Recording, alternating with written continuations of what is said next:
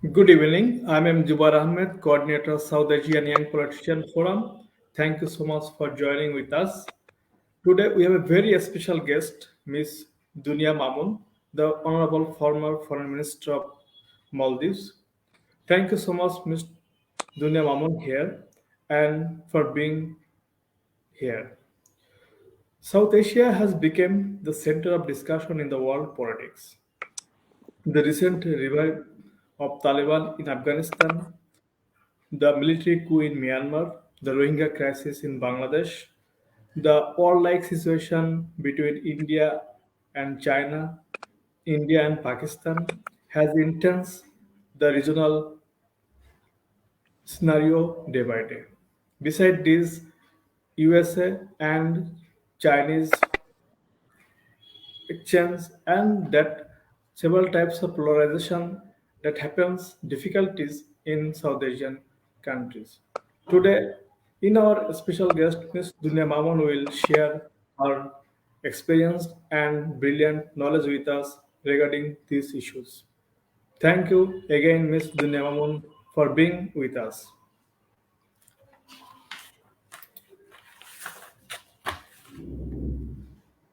Thank you, Mr. Jubair, for this invitation.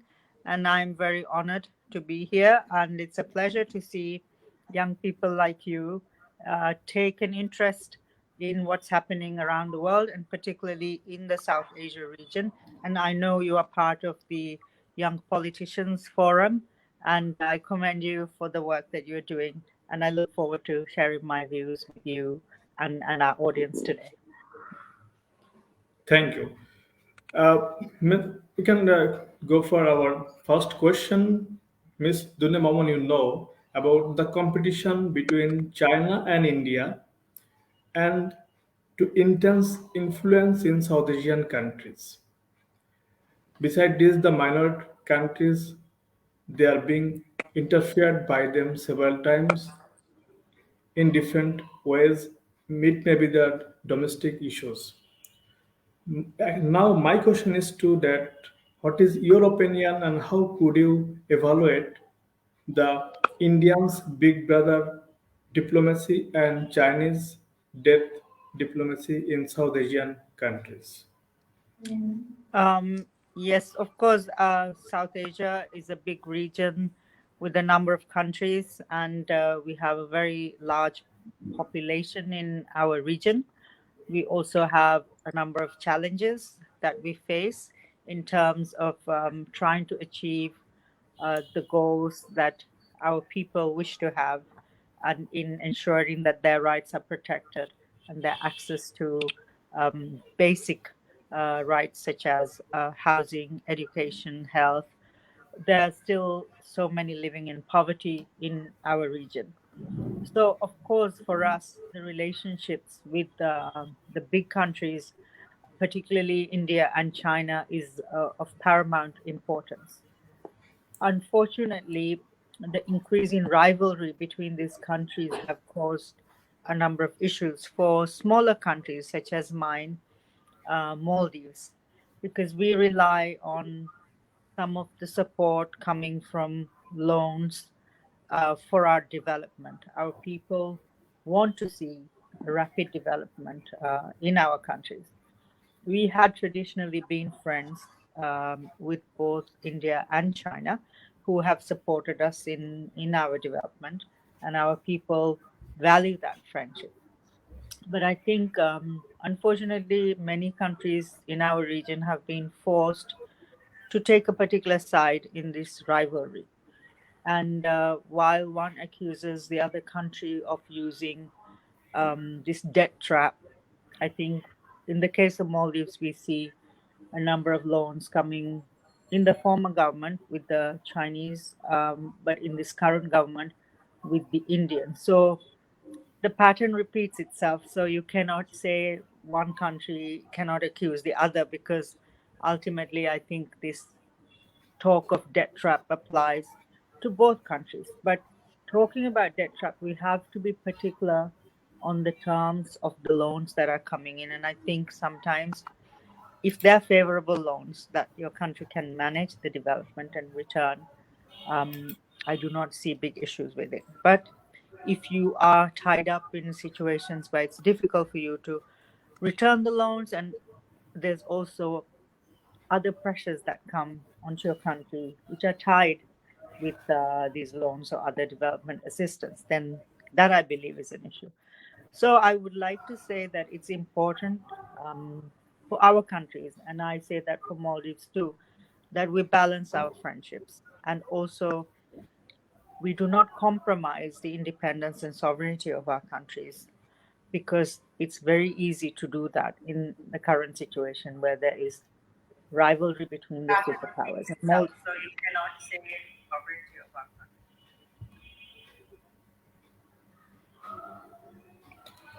Yes, thank you so much, Ms. Mamun. Uh, Ms. Dunya Maumoon, we know about the Taliban revival in Afghanistan. It's a big, very big issue for the South Asian context. How do you evaluate the revival of Taliban in Afghanistan and its impact in South Asian nations? The neighborhood countries are very much concerned about security, about refugee, and about the economic situations in the South Asian countries. Besides, do you think a political settlement is very essential to make a stable South Asia? Of course, stability in Afghanistan is a key to maintaining order and stability in South Asia. Afghanistan is a member of SARC, and we are concerned to see the developments that have happened, and any vacuum, there is a vacuum at this present moment in time, and different powers will be rushing in to fill in this vacuum. And the Taliban have succeeded in filling the vacuum earlier, and now we have seen them re-emerging back. So, what we have learned, I think, is that for countries like Afghanistan, which has seen a very turbulent history, externally imposed solutions will not work. And democracy in our countries or stability in our countries is very much dependent on the participation of our people. And for a country like Afghanistan, I believe the participation of women and all ethnic groups in Afghan society is really necessary.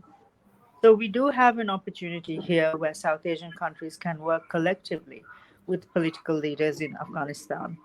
And it is in all our countries' interest to ensure stability in Afghanistan and that we provide at the time of need of the Afghan people. So I would definitely hope to see the leaders in our region also take the initiative in providing peaceful solution to Afghanistan and its people. And I'm very concerned to see the situation there, and we're hearing more and more on the news that Taliban have not honored their word in terms of ensuring inclusiveness and also the interests and rights of women are protected. I'm concerned to hear that women and girls are not allowed to go to school or work. And I do hope that we can see a better future for Afghanistan. But we have heard the huge humanitarian crisis that is going on in Afghanistan, but the donor and influential countries they are not coming forward to assist them. In this situation, in the coming winter season, it will be very difficult for Afghan people to survive. So, do you have any solution or any arts to the humanitarian crisis so that that can be solved through donor and the influential countries they have confined their reserve in Americas as like. Yes, I think we are all very aware of the humanitarian crisis that is unfolding in Afghanistan and the dire situation that people are facing as winter approaches. I know that the UN, UNICEF, and many agencies are working hard to try to raise the required funding um, to ensure that conditions are better. I think our leaders definitely can play a stronger role in ensuring that these rights are protected. And again, as I have mentioned before, despite the US support to the country. It's amazing to see how rapidly, once they withdrew, the Taliban took over the country. So it's imperative that we find solutions urgently to the situation. And this is why we have organizations such as the United Nations, who I think can take an important role in ensuring stability and peace in Afghanistan, and that the basic rights of people are ensured. Okay, thank you so much. Ms. Mamun, we know about the very recent climate change conference in Glasgow, that is 26th climate change conference, but we didn't find such positive attitude from that conference. The SAARC countries, especially, are already affected by climate change severely. Say, for example, Maldives is one of the most vulnerable SAARC member. It could literally disappear under the rising waters of the Indian Ocean.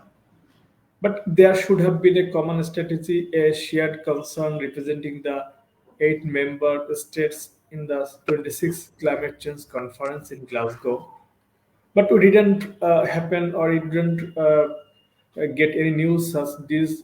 They are grouply or jointly appeared in the conference and uh, mention about the sufferings and the changing situations in the South Asian countries. Especially, they are very much busy for short-sighted agendas and sensational military clashes between India and Pakistan. Do you find any hope, or do you see any hope in that conference for South Asian, or especially for Maldives and other countries in South Asia?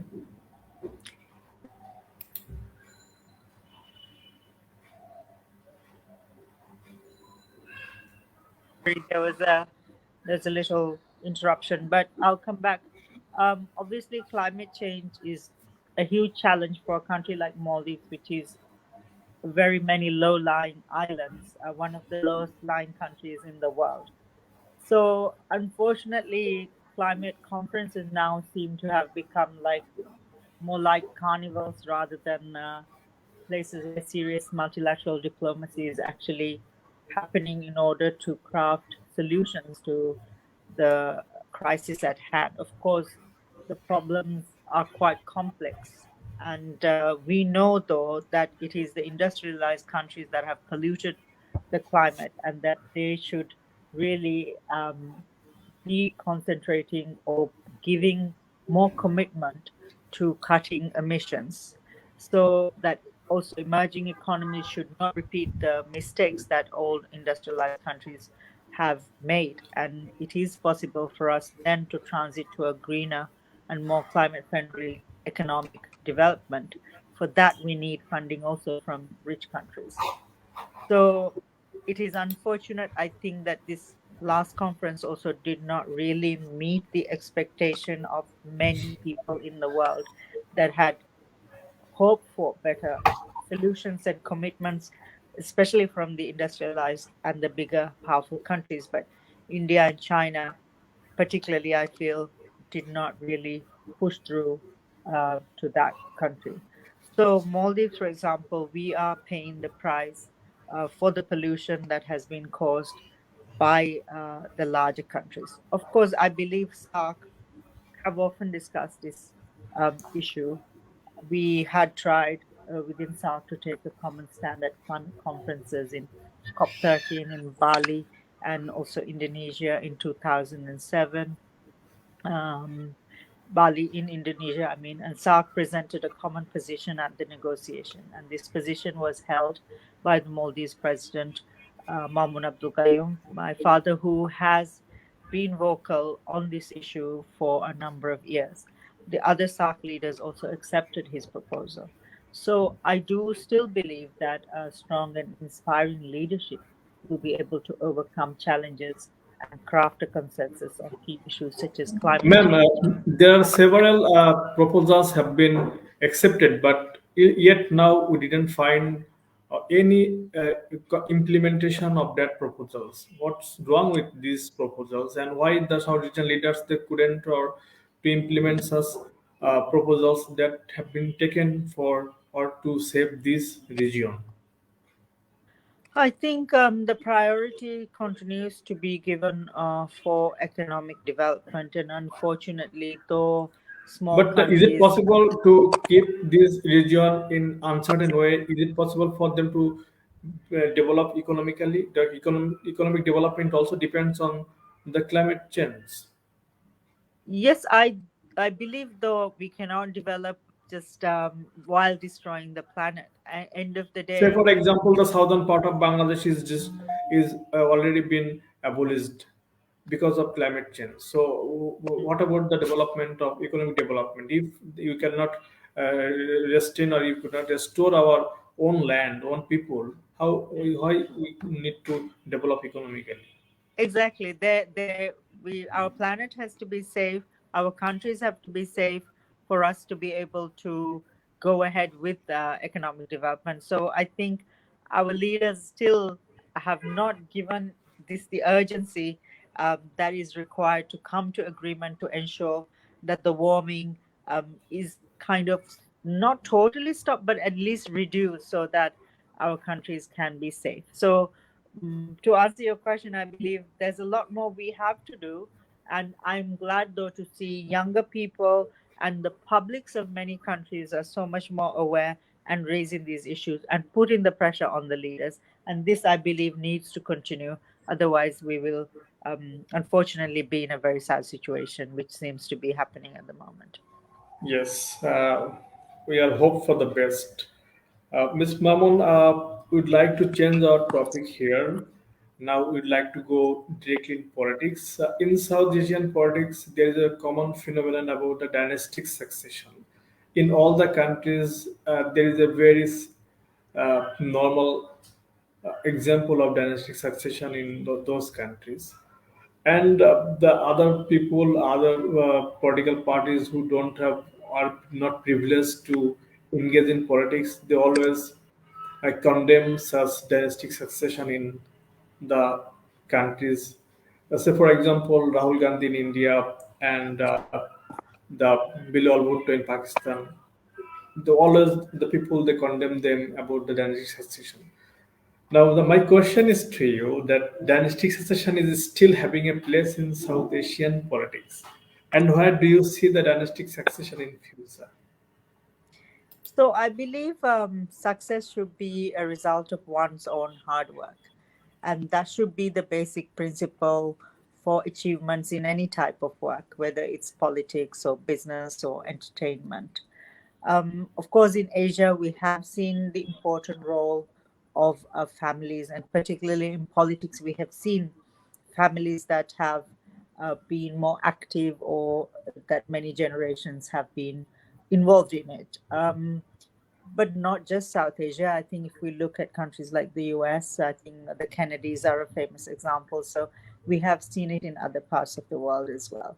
What I also believe is that though the strong family ties should not be an excuse for nepotism or favoritism, we sometimes tend to confuse family connections with nepotism. So having strong family ties should also not block access to other people who um, are working hard and achieving in the various fields. So personally, I believe the time for dynastic succession is going to also be over in Asia, and definitely so in my own country as well.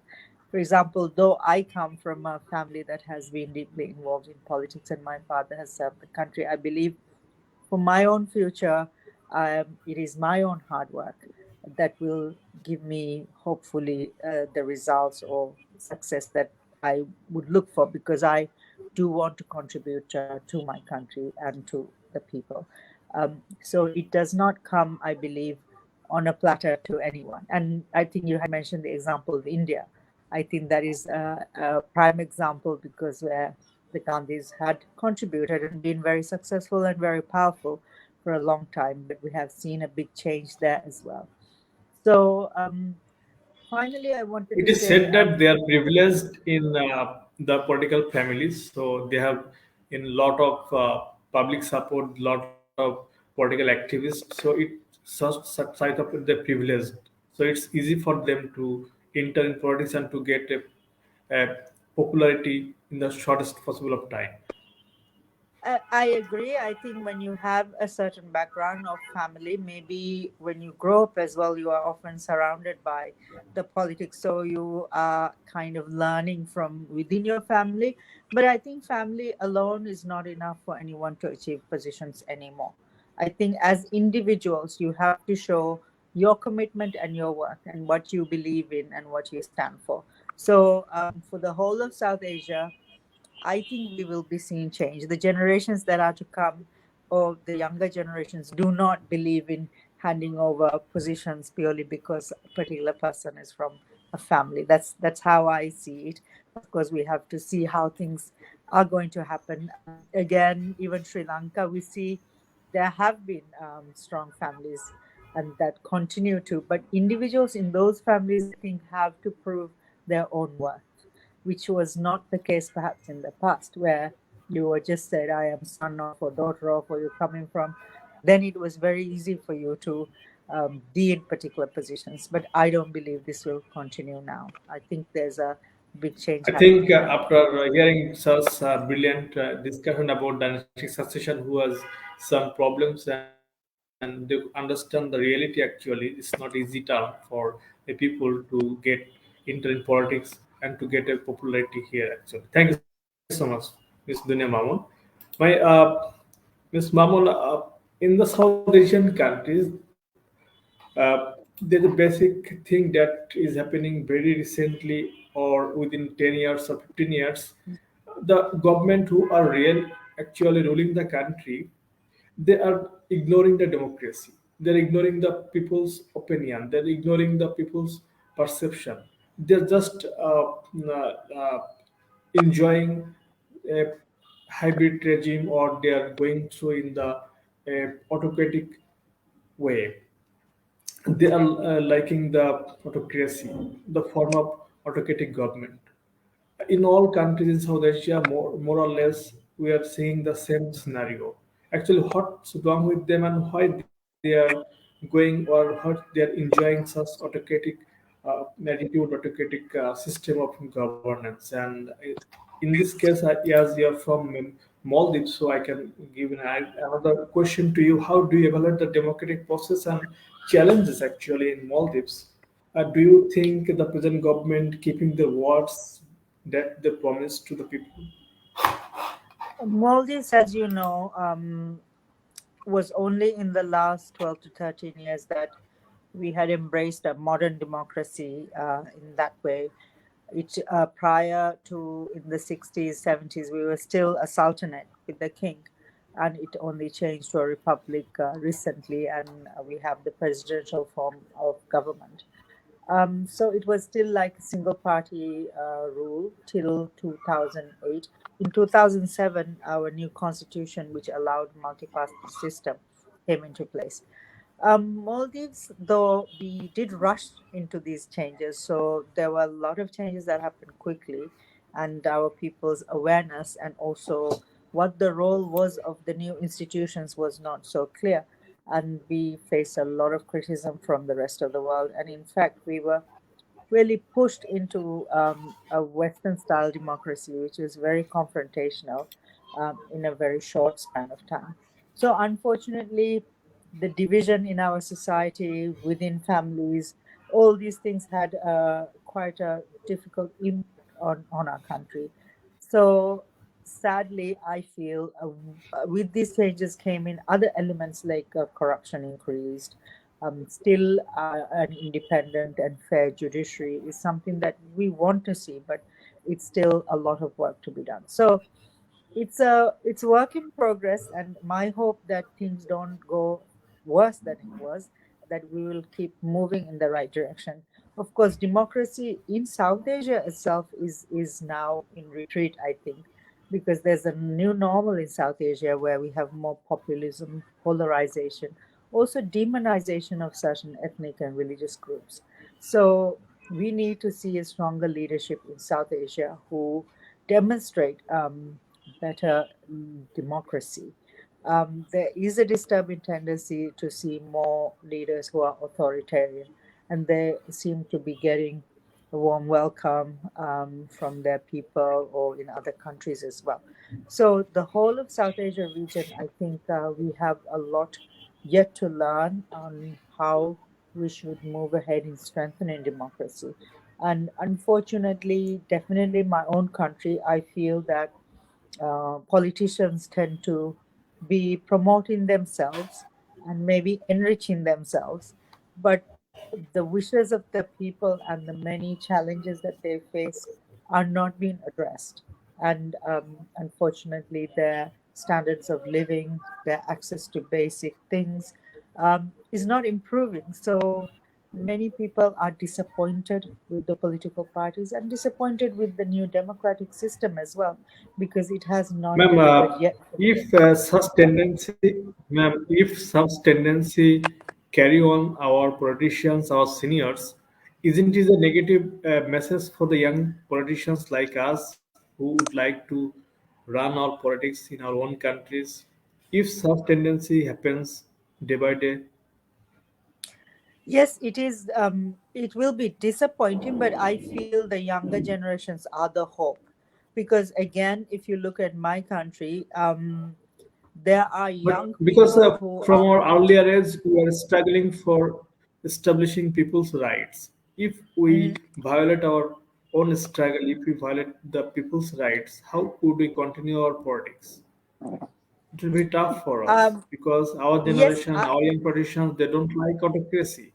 They're struggling for the people's rights. They're struggling for restoring people's voting rights, re-establishing democracy in all the countries. So the tendency is yeah, very negative message for the young generation, I think.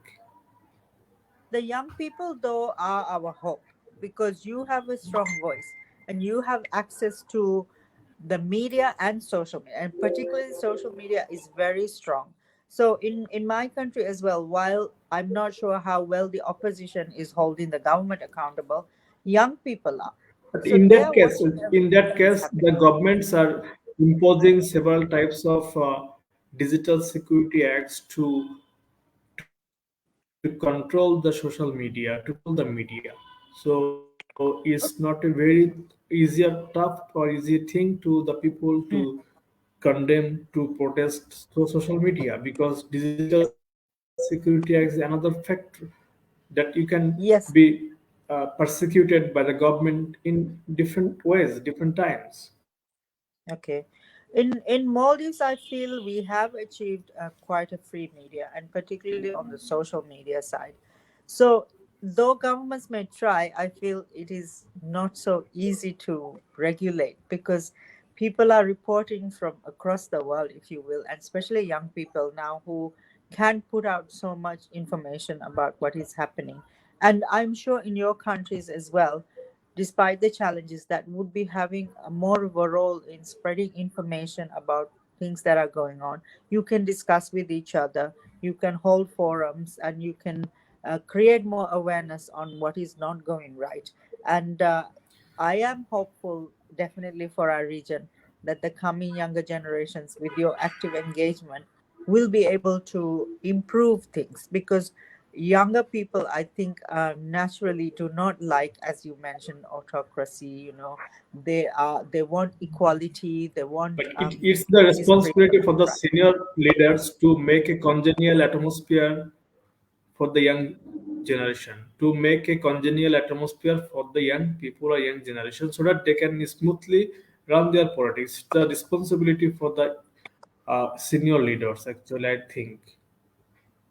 Yes, definitely. And I think because young people form an important part of the population of our countries, and your votes also matter. So there is no choice but governments and other politicians to engage with young people, to work with young people, and to respect the views of young people and their concerns. So it is definitely my wish and request for young people to continue to play that strong role. And I again feel that, I mean, definitely in Maldives, the vote of the young people matters so much in changing governments, in changing policies, when things are, when they raise their voice against corruption, they raise their voice Yes, against, limiting of freedoms and rights.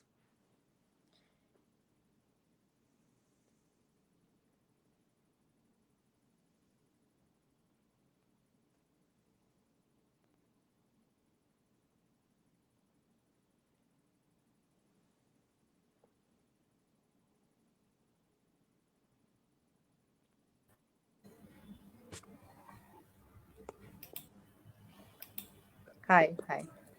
Yes, there's a short interruption of internet.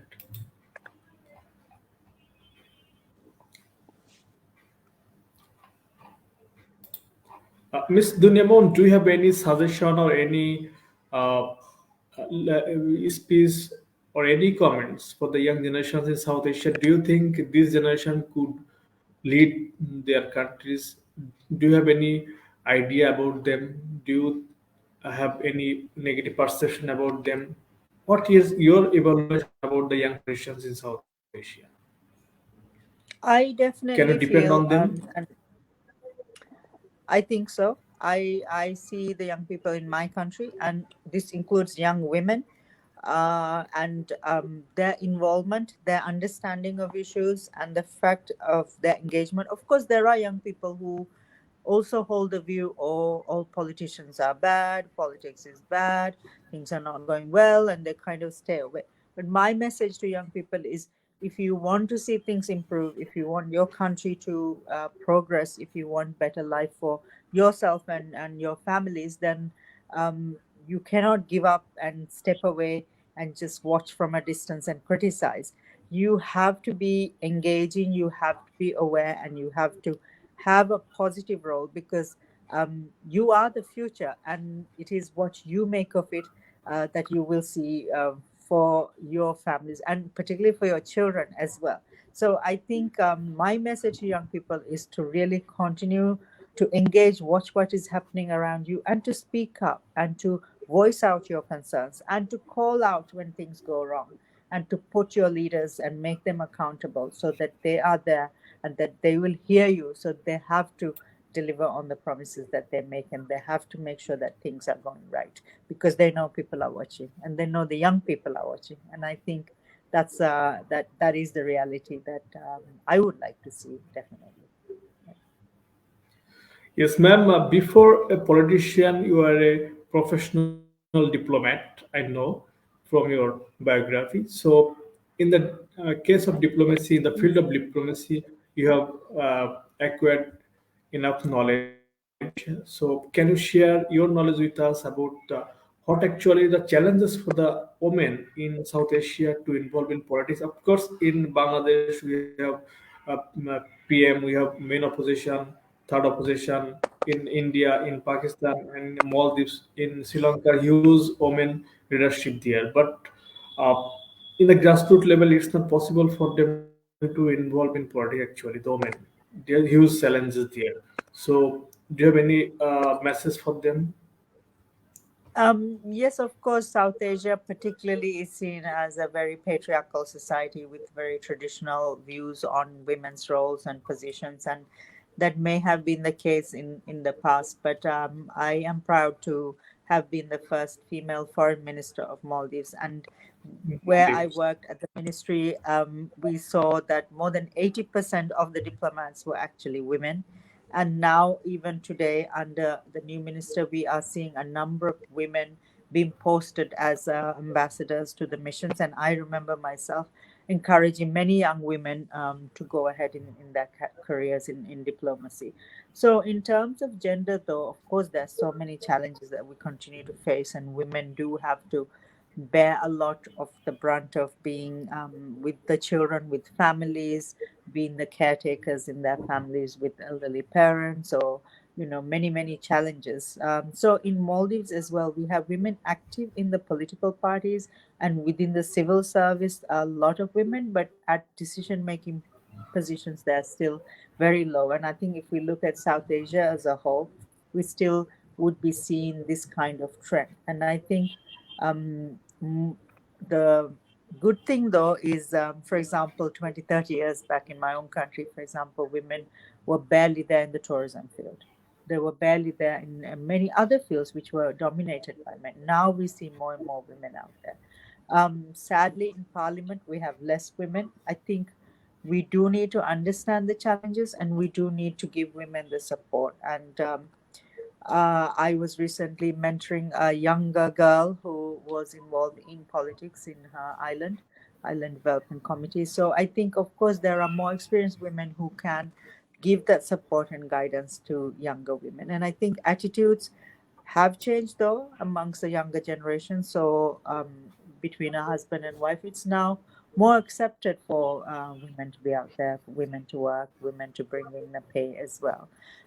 It's all about partnership. I feel again, it's not about a kind of a fight or a race between men and women. Definitely, there are many men who are supportive and who have helped women to go ahead in their careers as well.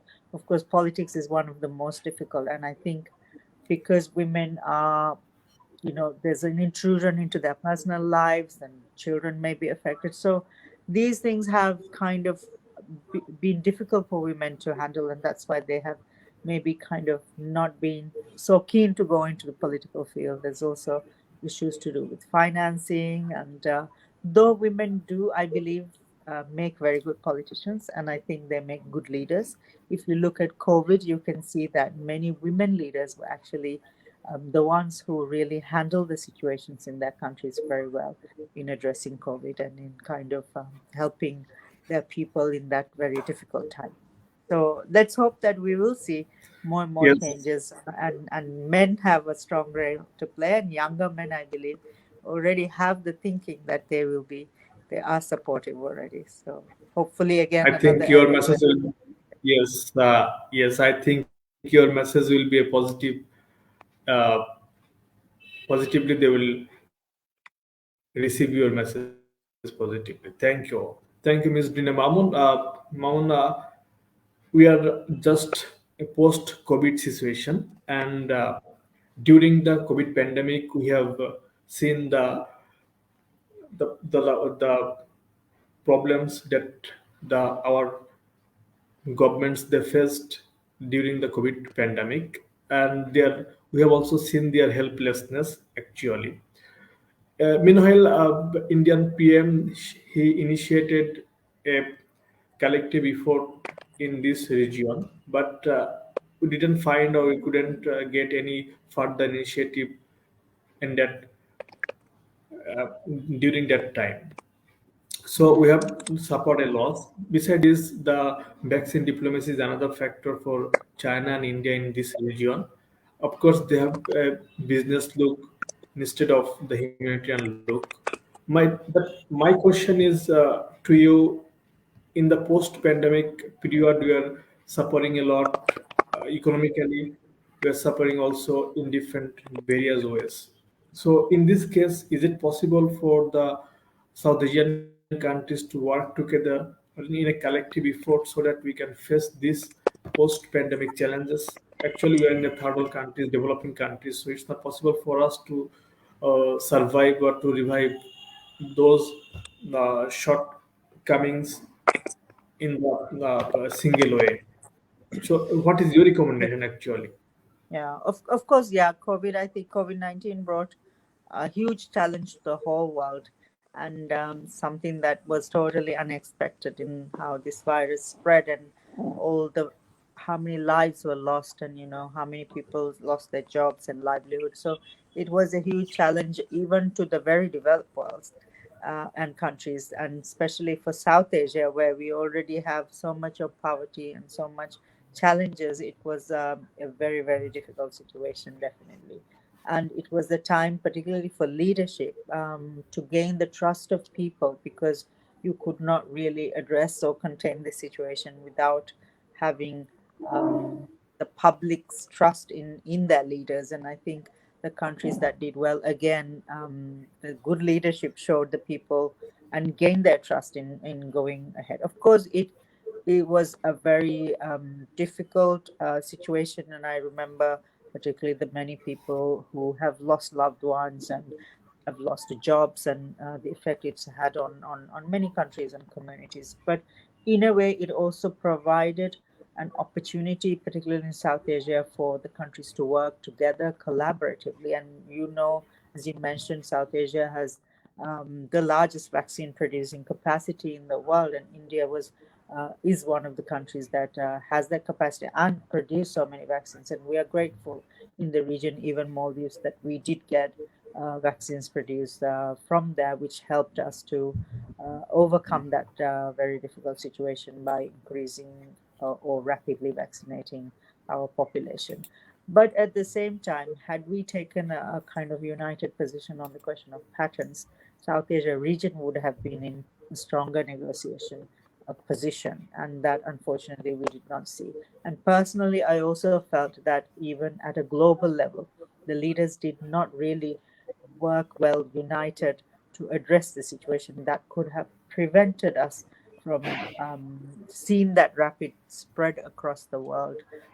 There was also a lot of finger pointing, of course, between countries where did the virus originate, and there were many theories and conspiracy theories. So each country kind of closed its borders, looked into itself, and I think the kind of collaboration we should have seen, we definitely did not see. So now, in still we see COVID continues to be a challenge, and there are countries that have still not really managed to vaccinate a number or most of their population, and this is something that we do have to address. And I think definitely for our region, I would wish to see stronger collaboration in ensuring this access to the vaccines, and also in preventing, like, if new variants emerge, and much more work to protect our vulnerable, our elderly, our people with different illnesses. So in future, I think we should have learned a lot from this experience and be better prepared for pandemics or other disasters, and that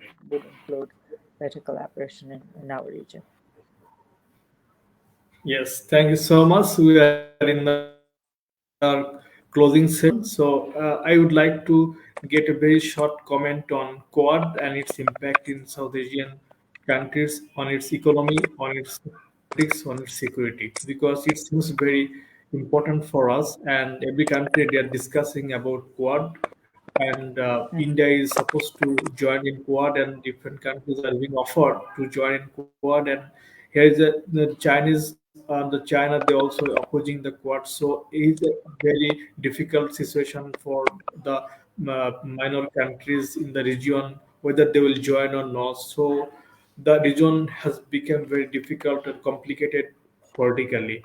So I Mhm. think it's a matter of discussion and yet get another importance in this region. So I will request you for a short comment on Quad. Sure. So Jubair, I do have to leave in a few minutes, but I'll be happy to comment on this and perhaps make a move in a few minutes. Of course, we're seeing a lot of the headlines to do with Quad, and there's a lot of sensationalism about it. We have to look, though, at the usefulness beyond creating these headlines.